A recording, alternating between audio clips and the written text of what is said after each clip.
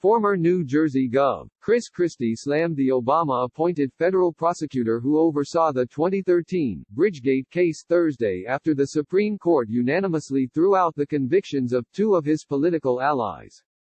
This was the politically appointed U.S. Attorney for New Jersey by the Obama administration, Paul Fishman, who, from the time he got into office and I was elected governor 1 month thereafter, in 2009, was looking for a way to go out and get us, Christie told the Ingram Angle.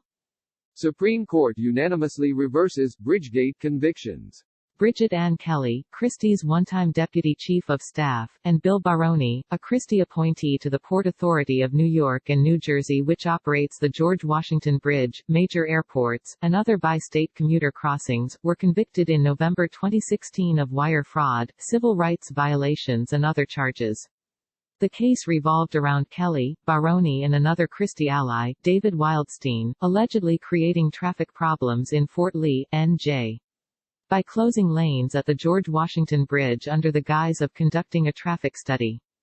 The design congestion, the Supreme Court noted in its ruling written by Justice Elena Kagan, was political payback against Fort Lee Mayor Mark Sokolik after he declined to endorse Christie's re-election bid. However, the ruling noted that since the goal of the traffic scheme was not to obtain money or property, the federal fraud statutes under which Kelly and Baroni were convicted did not apply. Not every corrupt act by state or local officials is a federal crime, Kagan wrote. Christie told Ingram that Fishman was told by many members of the bar that the case he was pursuing had no basis in law, and in fact today, he didn't get one Supreme Court justice to support his interpretation of the law. The former governor and 2016 GOP presidential candidate said Fishman invented charges against Kelly and Baroni and dragged his administration through years of turmoil and cratering public approval ratings while the investigation itself was filled with leaks and improper activity. This is not over yet, Christie said. I think we are really going to have to look at what happened in the Obama Justice Department. Click here to get the Fox News app. Christie also claimed that Fishman, now a white-collar defense attorney, was purportedly interested in working in a potential Hillary Clinton administration. At the time the scandal broke, Christie was mooted as a favorite for the 2016 Republican nomination. He is a politically ambitious guy who wanted some high position in the next Clinton administration, Christie said. The best way to do that would be to take out her number one opponent at the time, the politics of this reek.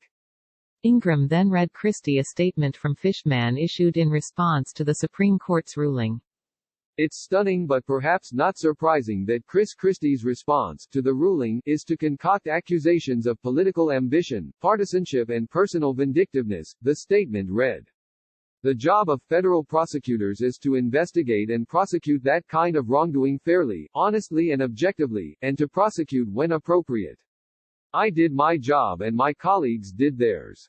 Christie rejected Fishman's claim that the prosecution was appropriate.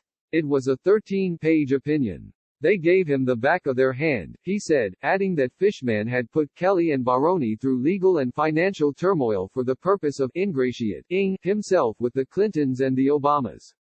It's outrageous. I had that U.S. attorney job for 7 years and never was anything like this done.